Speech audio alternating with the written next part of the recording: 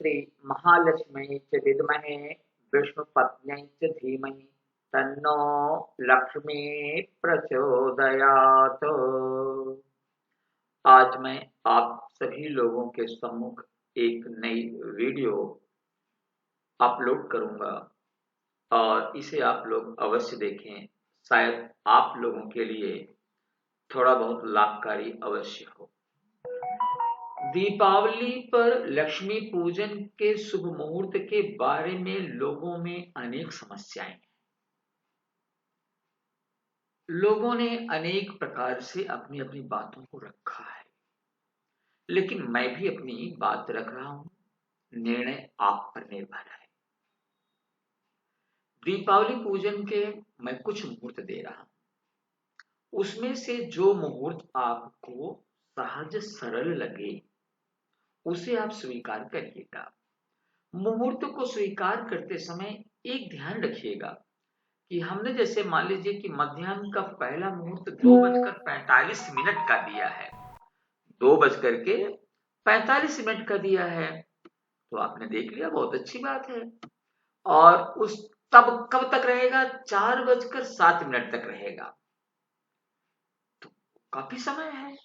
लेकिन अब आपको ध्यान रखना है कि इसके बीच का काल आप निकाल सकते हैं, यानी 3 बजे से लेकर के 3:45 तक बढ़िया फर्स्ट क्लास आप पूजन करें। तो उसका जो मध्य काल होगा, बीच का काल होगा, वो बिल्कुल प्रौढ़ काल होगा, क्योंकि शुरू में तो बाल काल आता है और बाद में वृद्ध काल आ जाता है। तो दोनों के बीच के मुहूर्त में आप पूजन करें, वो ज्यादा लाभकारी होगा। एक बात। दूसरी बात है कि भक्ति और श्रद्धा के साथ आप पूजा करें। देवी देवताओं को, किसी भी देव और किसी भी देवी को आपके वैभव से कुछ नहीं लेना देना। आप तो खुद उनसे वैभव मांगने के लिए उनकी उपासना कर रहे हैं। वो तो केवल आपकी भक्ति और श्रद्धा देखते हैं। भक्ति और श्रद्धा आपकी जितनी होगी उतना ही फल, उतना ही लाभ आपको मिलेगा। जैसे गंगा जी आप जाते हैं तो आपके पास जितना बड़ा बोतल या कूपी या जल लाने का पात्र होगा, उतना ही जल आप ला पाएंगे गंगा जल।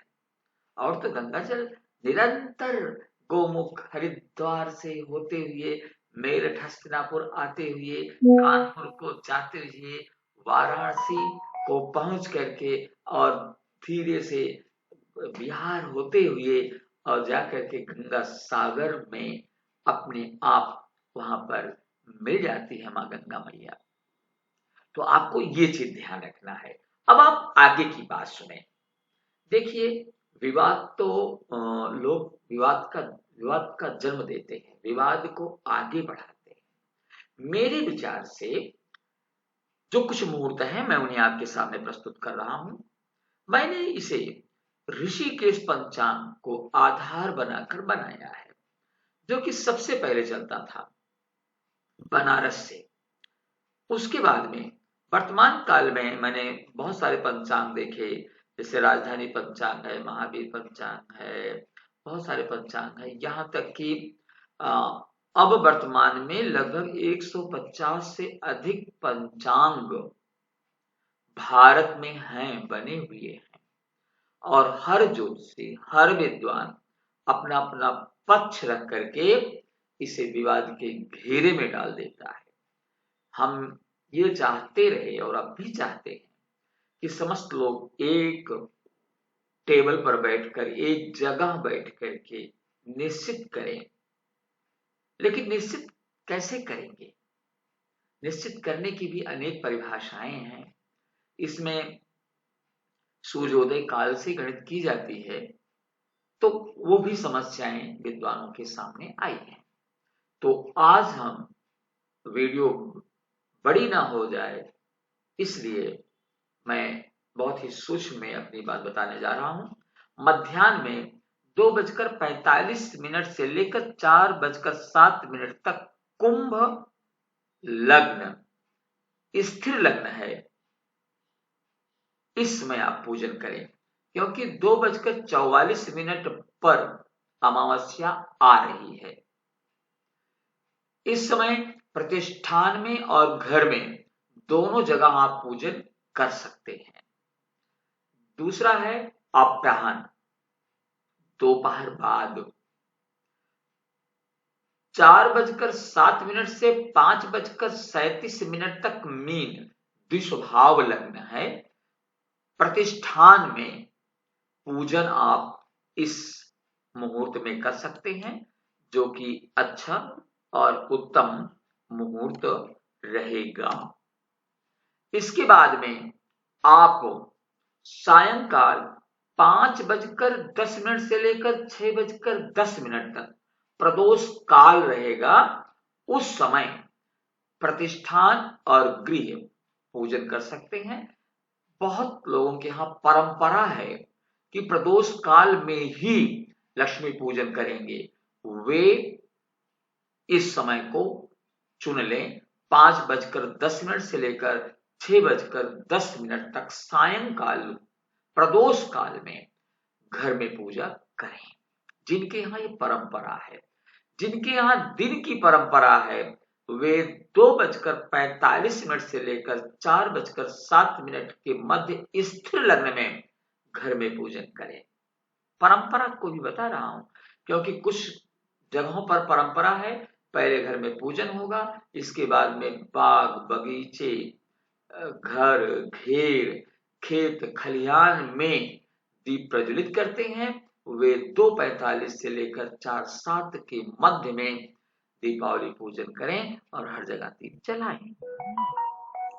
इसके बाद में रात्रि का पूजन है, सायंकाल का ही पूजन है, 7:12, क्योंकि उस समय तक रात्रि भी हो जाएगी, इसलिए मैंने रात्रि शब्द का भी प्रयोग किया है।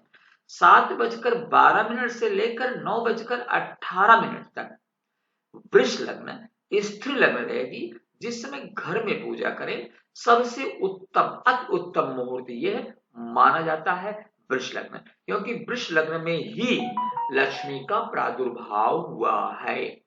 और जब लक्ष्मी का प्रादुर्भाव हुआ था उस समय वृष लग्न और प्रदोष काल दोनों था। तो इसलिए कुछ लोग प्रदोष काल में ही पूजा करते हैं परंपरा के अनुसार, तो प्रदोष काल में ही पूजा करें। कुछ लोग वृष लग्न में ही पूजा करते हैं, तो वे वृष लग्न में ही पूजा करें। और जो दोनों खोजते हैं, तो इस बार दोनों नहीं मिल रहा है जी। हमने कई वर्षों तक देखा था वृष लग्न और प्रदोष काल दोनों मिले हैं, लेकिन इस वर्ष नहीं मिल रहा है। फिर रात्रि में 9:08 से लेकर 11:22 तक मिथुन लग्न है, जो कि द्विस्वभाव लग्न है। इसमें प्रतिष्ठान में घर में दोनों पूजा कर सकते हैं, लेकिन जो द्विस्वभाव लग्न होती है वह उसमें धन आए और जाए दोनों का विधान माना गया है। इसलिए प्रतिष्ठानों में ये पूजन का समय उत्तम होता है। और रात्रि में 1:40 से लेकर 3:54 तक सिंह स्थिर लग्न है, जिसमें कि प्रतिष्ठान और घर दोनों में पूजा होती है। बहुत लोग इस समय सिद्धियां प्राप्त करने के लिए उपासना करते हैं। आप लोगों ने एक श्लोक सुना होगा कि काल रात्रि महारात्रि मोहरात्रिश्च दारुणा। तो काल रात्रि, यही जो दीपावली, इसे काल रात्रि कहते हैं। इसीलिए हमने ये ध्यान रखा है कि जिस दिन काल रात्रि यानी कि पूरी रात्रि अमावस्या है, उस दिन ही अमावस्या मनाई जाए। इसका वीडियो मैंने बहुत पहले आप लोगों के पास भेज दिया है। दूसरा है मोहरात्रि। मोहरात्रि वह रात्रि है, काल रात्रि महारात्रि, क्षम्यता, महारात्रि। महारात्रि वह रात्रि है जिस दिन भगवान शिव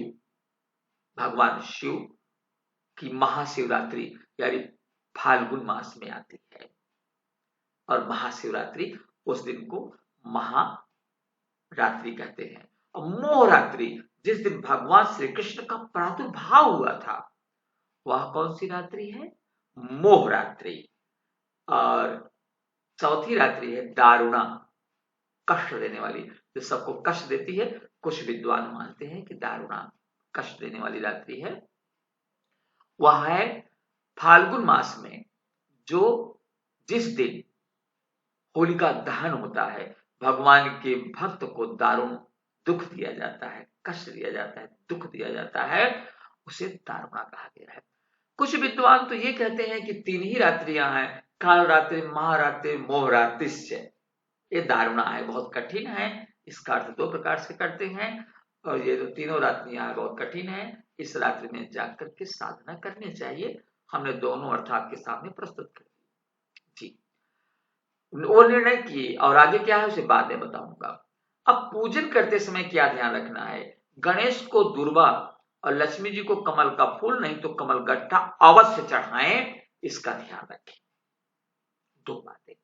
तीसरी बातें हैं कि जब आप महालक्ष्मी की पूजा कर लें तो उसके बाद में दोनों गायत्री, कम से कम दोनों गायत्री, एक है गणेश जी की कि एक दंताय विद्महे वक्रतुंडाय धीमहि तन्नो दंति प्रचोदयात्।